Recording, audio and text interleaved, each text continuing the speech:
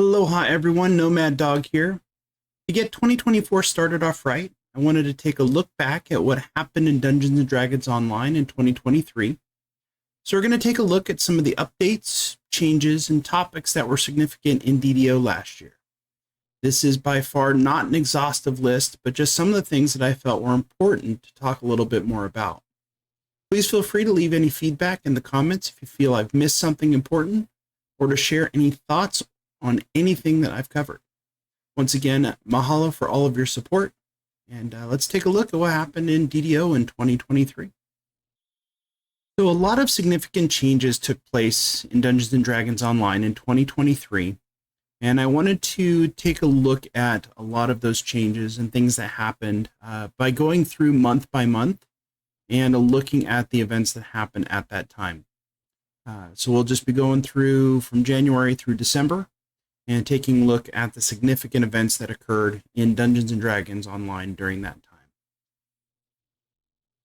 So in the month of January, we did have update 57.2, which was Snow Peaks Festival, which we have every year. But the big significant thing that we got at the end of January was the producer's letter, which kind of gave us an outline of what to expect from DDO over the next year. And so in that letter, Tolero indicated that for quarter one, things that we would see would be Snow Peaks, Update 58, the 17th anniversary event, and then they were going to be doing something with PAX East. For quarter two, we were to expect Vecna Unleashed, the new expansion, to come out. And then there was going to be a forum revamp. Quarter three was going to be Hardcore Season 8, an update to the Droam quests in Lord's March Plaza, a raid update in Crystal Cove. And then quarter four was going to be Night Revels, an adventure pack, Hardcore Season 9, and Festival. Now, one of the big complaints that I saw on the forums about this producer's letter was there didn't seem to be a whole lot of substance to it. The letter was kind of short and didn't give a whole lot of what we could expect going forward, but looked a lot at what we had gotten the previous year. And so there was some people who felt that it wasn't quite enough to kind of give us a good look as to what to expect with DDO for 2023. Then we get to the month of February, and in February we get update 58, which was Unlikely Heroes. So this was the second incarnation of archetypes, and it included Acolyte of the Skin, Blightcaster, and Dark Hunter, with Blightcaster becoming the go-to class to run during Hardcore Season 8, and we'll talk a little bit about that when we get to Hardcore Season 8. And then you had the other two, Acolyte of the Skin, a Cleric, Blightcaster was a Druid, and then Dark Hunter was an alternate version of the Ranger. Along with that update, we also got the new quest, Kill 10 Rats, as well as the 17th anniversary event. So in March, there was some discussion that came up that prompted a lot of feedback from the community. And that specifically was a Q&A with Severlin that they had on the March 3rd, 2023, Fridays at 4 with Cordovan. And the big discussion there was the VIP revamp that they had been working on and what they were trying to accomplish with that. And so in that discussion, Severlin indicated that VIP was going to be looked at more as like a loyalty program. So the longer you kept your VIP, the more rewards that you would get. And so the way it was set up is that during the month that that reward was available, you would have to log on, claim your VIP reward in the Hall of Heroes. And those VIP rewards would include things like constant perks, or even one-time items. And it was kind of a cumulative thing. The longer you kept your VIP, the more rewards you would get. And so you would have to make sure that you did log into the game once per month in order to get those items. Some people were unhappy with that. Other people were kind of on the fence. Me personally, I liked the fact that they were at least looking at trying to make VIP feel like it was more of a premium thing. But there were some of the things that they were offering in that loyalty program that I just didn't quite feel were worthy of being in the VIP rewards. But if you want to see more discussion about that, I suggest going back to the Fridays at 4 video on YouTube on the Dungeons and Dragons Online channel. It was March 3rd of 2023 when that conversation with Severlin happened. In March, they also had a panel at PAX East where 3 of the developers pitched an idea for a dungeon. And then once those 3 ideas were pitched, then there was a poll that was sent out to the community, and the community picked which one of those they wanted to see turned into a dungeon. And that did get done and turned into a dungeon later on in the year, and we'll talk about that once we get to that.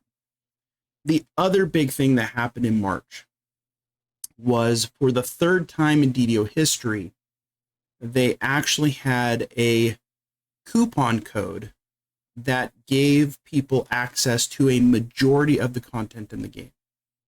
And that was the Dungeon Crawl coupon code. And that lasted for about a month. And several people did take advantage of it. But there were people who did come in afterwards who didn't get access to that. And so there's been speculation that maybe Standing Stone will offer that again, especially after there had been some additional publicity, positive publicity for DDO during the year. And so we'll have to see if that does indeed happen at any time in the near future. So April was another fairly busy month. Started off with Update 59, which was the legendary Droam, where they took the 2 quest chains in Lord's March Plaza and turned them legendary.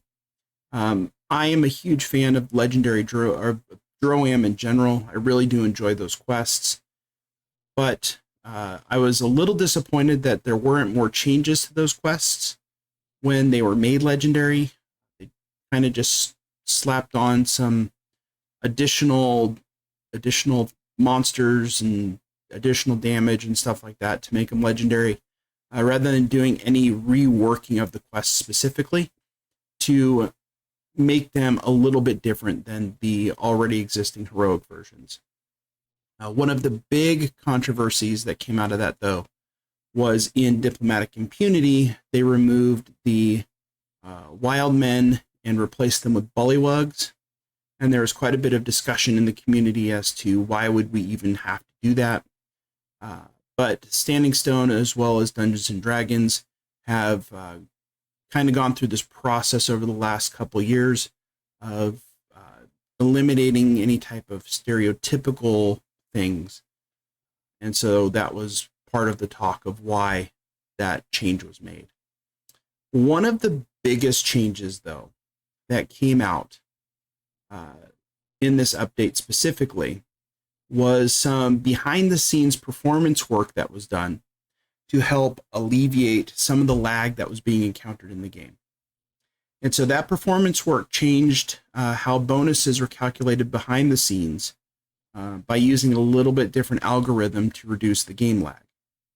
It impacted all types of bonuses: feats, enhancements, epic destinies, past lives, toggles, temporary granted feats, AC bonuses, attack bonuses, damage bonuses, saving throws.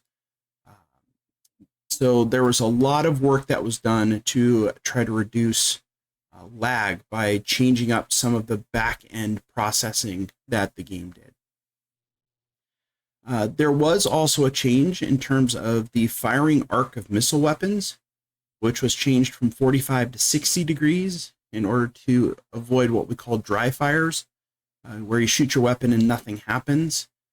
Specifically when it came to strafing a monster. So if you're like kiting a monster and trying to shoot it with your missile weapon. And so I do know that Strimtom went in to Lemania and was taking a look at a lot of those changes and was pretty impressed what was happening with what he saw.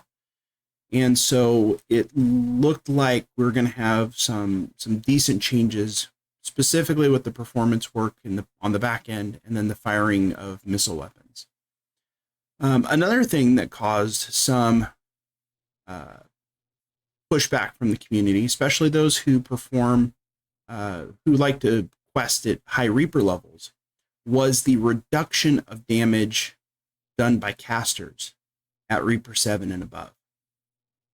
And so there was across the board from Reaper 7 up to Reaper 10, a reduction in the amount of damage that casters did.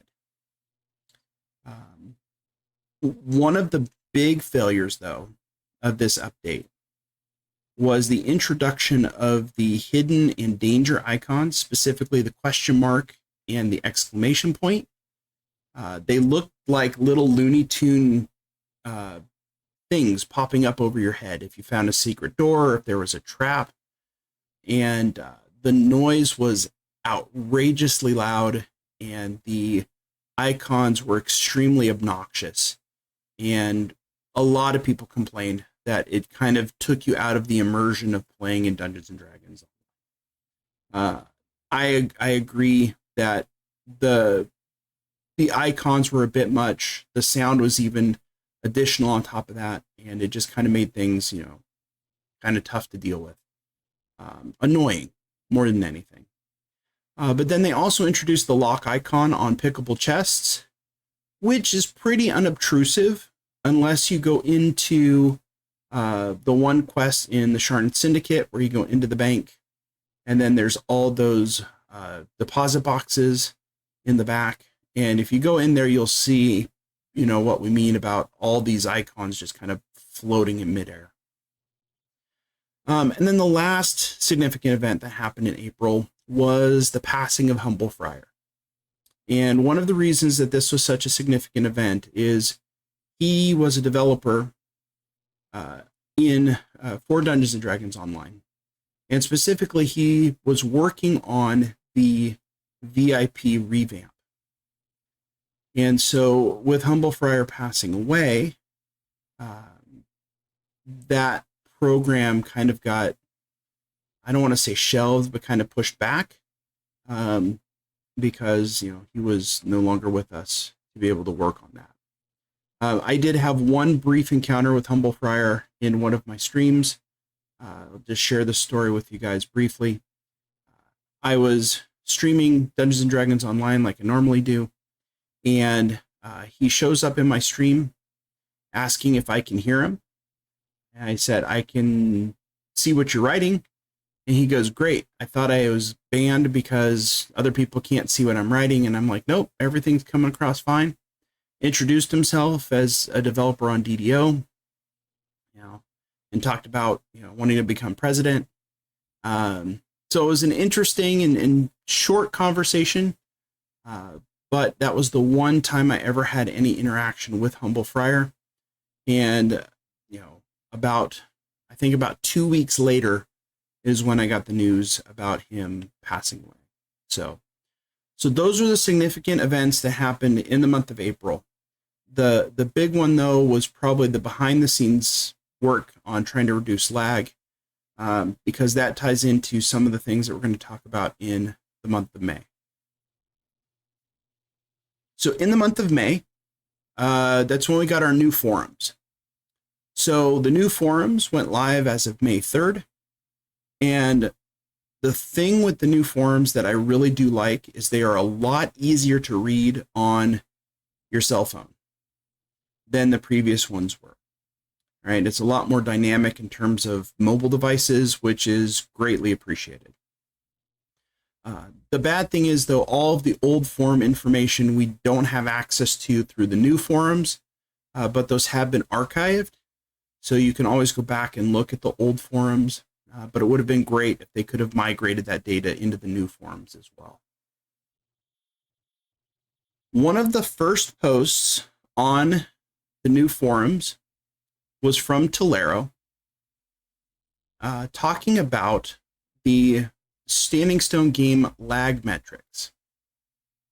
And she specifically talked about how SSG's lag metrics showed that player behavior, and this was a quote from her thing, player behavior showed that, well, lag metrics showed that player behavior of evoking high dungeon alert levels by moving quickly through dungeons has spiked, contributing to a different type of lag. And so because of that, they made an adjustment so that red name bosses damage was increased in order to disincentivize the behavior of moving through dungeons quickly without dealing with the dungeon alert. And so the main talking point became that, so you guys fixed lag, but now you're saying that players are the ones who are causing the lag. And based upon what Standing Stone has in terms of their data, it showed that because lag had been fixed with this performance work that they did the previous month, player behavior became that now we're going to advance through quests faster and ignoring mobs and all that fun stuff. And so that was all part of that this change in player behavior and why we all of a sudden it seemed like, you know, the lag was better in terms of, you know, not being as frequent, but then after about a week, all of a sudden we now have an additional amount of lag, and this was what Standing Stone said was causing it. We'll get into some of the fixes that they did with regards to that in a later month. But there's a few other things that I wanted to touch on for the month of May. There was a memorial to Humble Friar that was added in Delara's graveyard near Gary Gygax's memorial. Mounts and pets from expansions and limited releases were now auto-included in your stable rather than giving you a token that you had to click. They now are just auto-included. And one of the big things that they did is they did change the exclamation point and question mark icons. They got rid of the Looney Tunes cartoonish ones and replaced them with icons which were fell more in line with the iconography that we expect with Dungeons and Dragons Online, and less intrusive in general. And then the other big thing that happened in May was the release of Hardcore Season 8, which had a special hidden dragon horde scavenger hunt that we had to do. And it was great fun seeing people running quests and discovering where these hidden dragon horde chests were, so you can collect the missing pieces of the dragon horde in order to turn them in to get a specific reward for that hardcore season. And so all of them were located in optionals and quests. So it made people go in and do optionals that they might not otherwise do in terms of quests when they're running on hardcore. So it was a really cool thing, and Hardcore Season 8, in my opinion, was a lot of fun. And definitely something that SSG kind of leaned into with some other things that they did later in the year. So June was actually a really light month. And so in June, there was the introduction of patron coffers. And we got our first one, which was the Underdark Patron's Coffer, where you got a Black Panther mount, you got specific armor and weapon auras and things like that that were all available as part of this offering. Some people think it was just a cash grab, but from my understanding, this is similar to some of the things that they've done on Lord of the Rings Online, where they had these patron cosmetics that you could get to represent whatever your patron is that you wanted to represent. But that was the only real significant thing that happened in June. In July, there was a few changes. We had an update to the DDO store, so it was changed to a more modern format, I guess. The graphics were more modern. The way you search things was more modern. My experience has been, it seems like the DDO store is still kind of slow when responding, which can be kind of annoying sometimes if you want to get something quickly. But there was that update to the interface. It was also the release of Update 60. And Update 60 was the precursor where Vecna Unleashed became available for pre-purchase.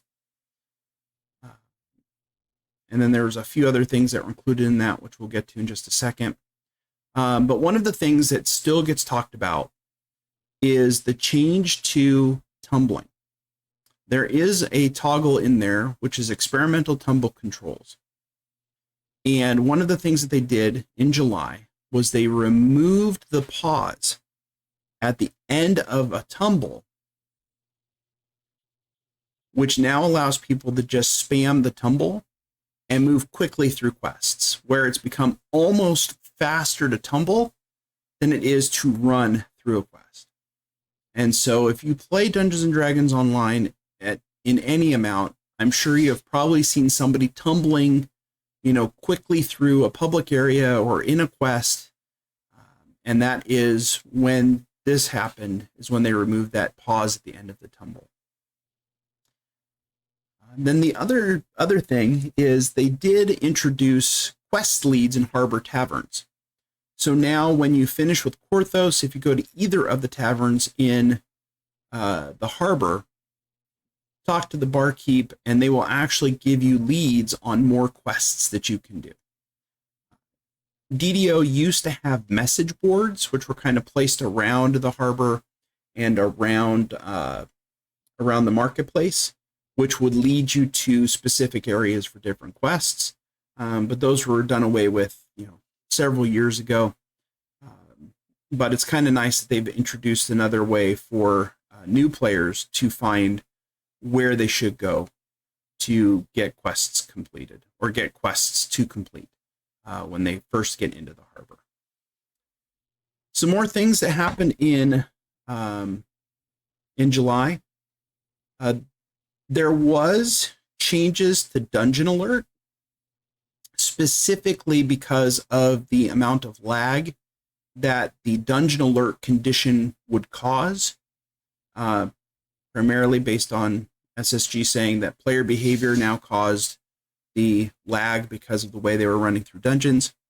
So Dungeon Alert was updated, and the main thing that changed was that if Red Alert was maintained for 30 seconds uninterrupted, there was now a new Purple Alert. When the Purple Alert happened,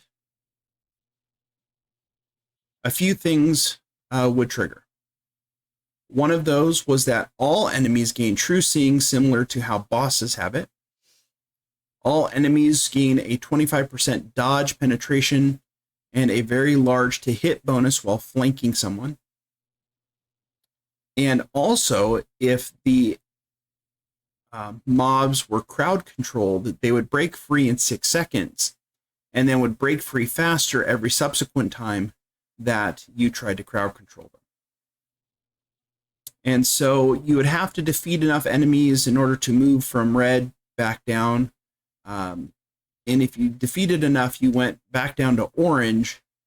And then if you still had Dungeon Alert, went back up to red and maintained that for 30 seconds, you went back to purple. So there was just this huge change with that dungeon alert. Movement speed bonuses were increased for all dungeon alert levels by about 20% for enemies that were CR10 or higher. And then they also acknowledged that there was some content that did have issues with triggering dungeon alert just based on the number of mobs that would spawn. Ones that I can think of was the one where you have to protect Coil. That was always one where you would get dungeon alert like almost instantaneously. So there were ones that they were aware of, and they've slowly worked on, revamping those so you wouldn't have those same issues. Enemy AI changes. So a couple of things that they did do is when you're running through a dungeon, if a mob would aggro on you and you kept running past it, they would continue to follow you until they caught up to you. Now, one of the things that they did is they kind of changed the AI for the mobs, where if they have no chance of catching you, then they would lose aggro on you. And then rather than pathing all the way back to their home location where they originally were, they just kind of dropped off and stayed where they were at. And so this hopefully helps fix some of those lag issues that we would get with the server cycles trying to move those creatures back to their original location. There was the introduction of the macro technic Epic Destiny, which provides the ability for many different classes to now have skills similar to those that you get with an Artificer. I play Artificer quite a bit, and I have found that Macro Technic has some things in there which are good for existing Artificers, but I think for the most part, it provides an opportunity for those who have not gone into Artificer as a class to have some of the skills that Artificers get without having to go and actually play that specific class. And then there were XP adjustments that were made. Bravery bonus was renamed Delving bonus. Conquest now has a ceiling of 100 kills that will always trigger the Conquest bonus. So if you go into a dungeon and you kill 100 things, you will get Conquest. There were some quests where you had to do like 400 different, you had to kill 400 mobs in order to get Conquest. I know something like Coalescence Chamber, where you have to farm bats in the area where the gelatinous cube is in order to get enough kills in order to get Conquest. Well, now if you just kill 100 things in there, you no longer have to farm the bats. Many quests now have working Conquest bonuses that didn't before. Kill thresholds have been changed, so aggression is 25%, onslaught's 50%, and Conquest is 75%. In order to 75% of the mobs killed. Reaper first time bonuses was reduced to 45%. 50% of the Reaper first time bonus was moved into a new delving tier. So you had hard 50% bonus, elite 100, and then Reaper at 150. So there were quite a bit of XP adjustments that were made during the month of July. So next we have August. August was the release of Vecna Unleashed, which created a whole new public area, couple different quest chains. There were part 1 and part 2 of Vecna Unleashed, and then there's also, I believe, 4 standalone quests that are based around Moorgrave University. There is a raid which didn't show up this month, but in a later month. So Vecna Unleashed is a level 18 heroic. So it kind of falls into that area where, 17 to 19, where quests are available, but don't necessarily get run because of people holding level from 18 to 20 and then leveling when they get to 20. But they do still get to get run because there are, really nice items that you can get out of there. There was some enhancement tree balancing. So the initial enhancement tree balance that they made where they made adjustments to enhancement trees in 7 classes and 2 of the universal trees, which included reducing action point costs, cooldown reductions, and generalized buffs. And then there was also another performance update, some more work on performance, specifically that affected combat bonuses, spellcasting, login times, regen in public spaces, all in an effort to reduce generalized lag and gameplay lag. So that was what came out in August. The big thing was the Vecna Unleashed. In September, we had Fires Over Moorgrave released, which was the raid. There were some more balance adjustments to enhancement trees. And then there was also, I guess you can call it an Easter egg or a hidden adventure or thing that was going on with Vecna Unleashed. And so I think it was called Secrets of the Hidden Hand, where you would go and talk to one NPC, and then you'd have to go and do some other things and go back and talk to that NPC like every day for 2 weeks. And then you were given special goggles, and then you can go into quests and you can see things that you couldn't see before because you have those goggles equipped. And there was a whole bunch of stuff that was done by the community to locate or figure out what was going on. And a lot of it, I know Arcanaverse organized a lot of the data so people would have access to it. And then there was people in the community who went out and tried to figure out exactly what was going on. And then in the month of October, we had Night Revels come back. There was the active attacks and weapon scaling rebalance. Those were pretty technical. I know Strimtom did a video, I'll link to it in the description, where he talks about what those changes meant to everybody in terms of the weapon scaling and the active attacks rebalance.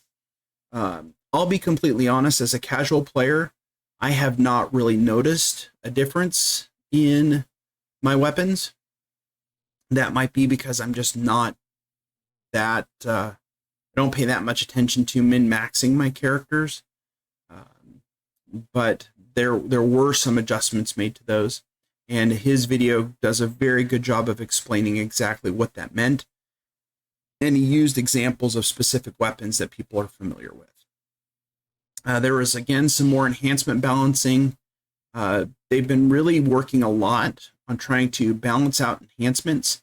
So enhancements that weren't used quite as much are a little bit more attractive to people. I think back to something like Deepwood Sniper. For a long time, Deepwood Sniper was not a great enhancement tree, but I have seen a lot more people using Deepwood Sniper as they have gone through and made some of these enhancement balances. Amber Temple pathing was changed. A lot of talk in the community about whether or not this was needed or if it was a good thing. I'll be honest, Amber Temple is one of my least favorite quests in the game, especially before the pathing was changed. I always struggled with that quest. I didn't like having to do it to move on to part 3 of Ravenloft, but sometimes you just had to bite the bullet. But I have done it once since they redid the pathing, and it was so much smoother and so much easier once you know the proper route, rather than having to try to find the random locations where you might find the items that you needed. And then several of the several of the higher level raids, so Hunter Be Hunted, Dryad and the Demigod, Skeletons in the Closet, and Fires Over Moorgrave, were given the ability to drop +8 tomes. And that was all in the month of October. November brought us a 1-week live event known as the Illithid Invasion. And so the way this event worked is you had to run quests on Reaper level. I believe it was Reaper level, in order to be able to find the illithids that were invading Eberron. And so once you've located the quests where these illithids were, then you would have to eliminate the illithid X number of times, depending upon what phase you were in. And once you eliminated him X numbers of times, that place was exhausted. And then once you did the 8 quests, I think it was 8 quests for each one. Once you did all those quests and eliminated the illithid in all those quests, then that unlocked one of the 4 new dungeons for the illithid invasion update. And so we had to do this 4 times, finding the illithids in different quests in each of these 4 phases, and then ultimately unlocking the 4 extreme challenge level 34 dungeons, which are located in the Clifftop Tower district of Sharn. Now, the big thing that came out of those quests is the Deck of Many Curses. So as you run those quests, in the end chests, you get cards. And those cards can be combined, 12 of each. There's 4 different cards.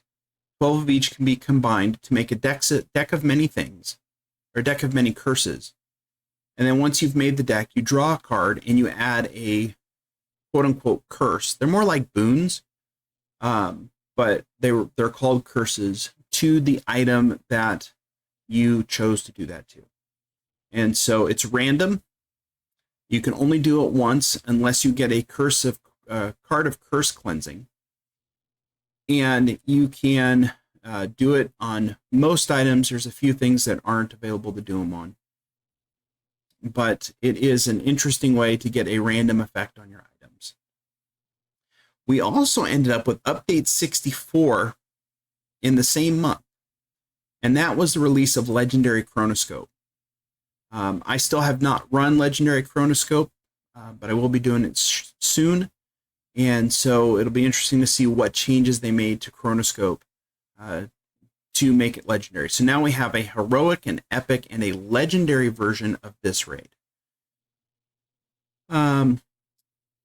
They added expansion pack claim vendors in the Hall of Heroes, so you don't have to go to Sharn or go to Moorgrave in order to get your expansion pack stuff. You can go into the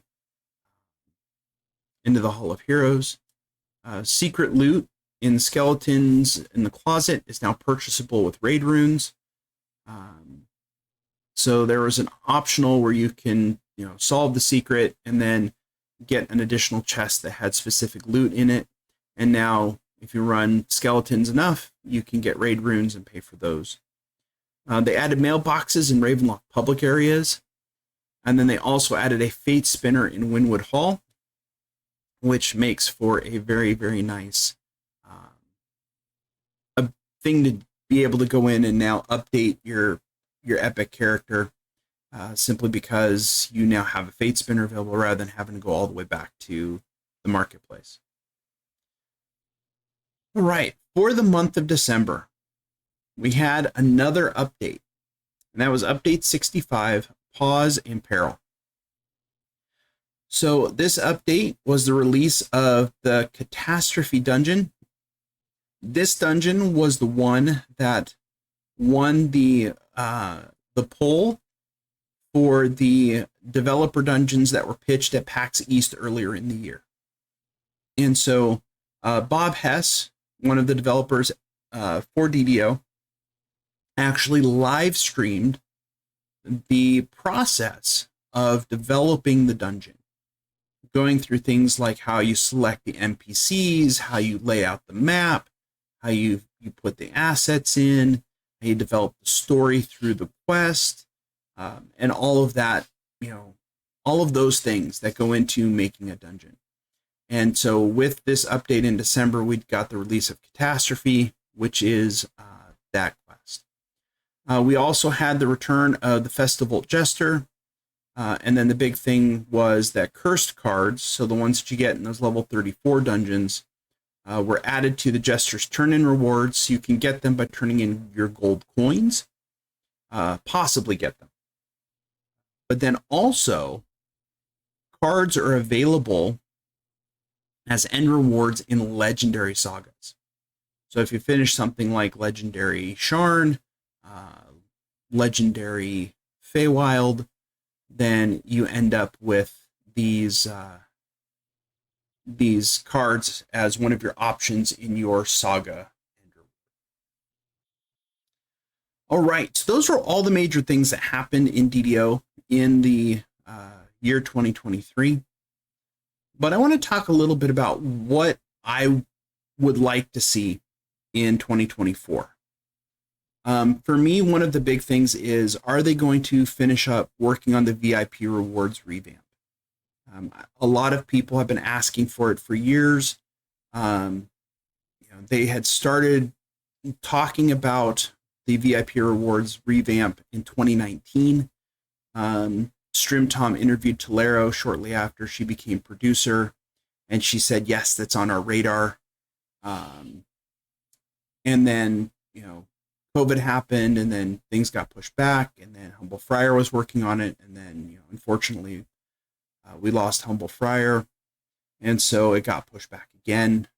I'm really hoping that they can put some dedicated time into getting that done, because I know a lot of people would like to see VIP be worth a little bit more than what we currently get for VIP. Another thing is, what's going to be the new story arc now that Vecna's done? Vecna was a huge story arc. I mean, go all the way back to Feywild, and even before that. And, a lot of the stuff with the planar eyes and Vecna, we're talking a multi-year story arc. And so it'd be really interesting to see what they're going to come up with next. There's some thoughts that maybe it'll be Planescape. I know that they did a poll to see where people really wanted to go in terms of storyline. And so I believe Myth Draenor was like the #1 choice, but just ever so slightly behind, according to Severlin, was Planescape.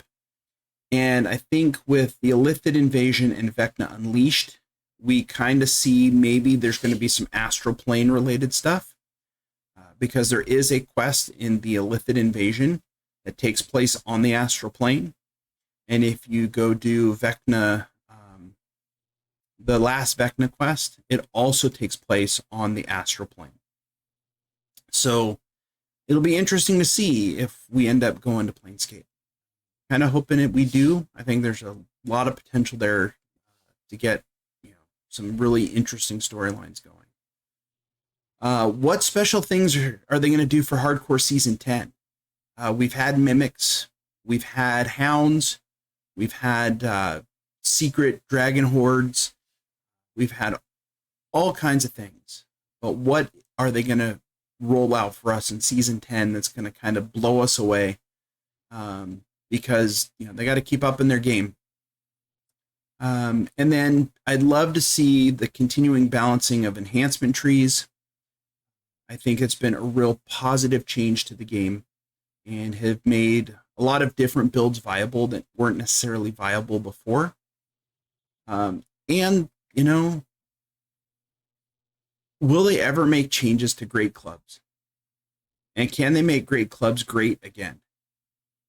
Because at one time I used to love running around with great clubs. But they have kind of definitely fallen by the wayside, and I hope they take a look at some different weapons and maybe do something to make those weapons just a little bit cooler. All right, so just a couple of my final thoughts. I think 2023 overall was a great year for Dungeons & Dragons Online. I really do like the direction that they went with a lot of stuff. There were changes that they had to make throughout the year because of different things that happened. Vecna got pushed back, Droam got pushed up, and so they're at least nimble enough to be able to shift updates and put stuff out So there's still a continuing update going on. And that's great that they're able to get stuff like that done. I look forward to seeing what the producers later is going to tell us for 2024. I hope it's a little bit more detailed than last year's. But I really do think that we are going to have a good 2024. I really do. And so with that, I want to say mahalo to everyone for hanging out as we went through 2024.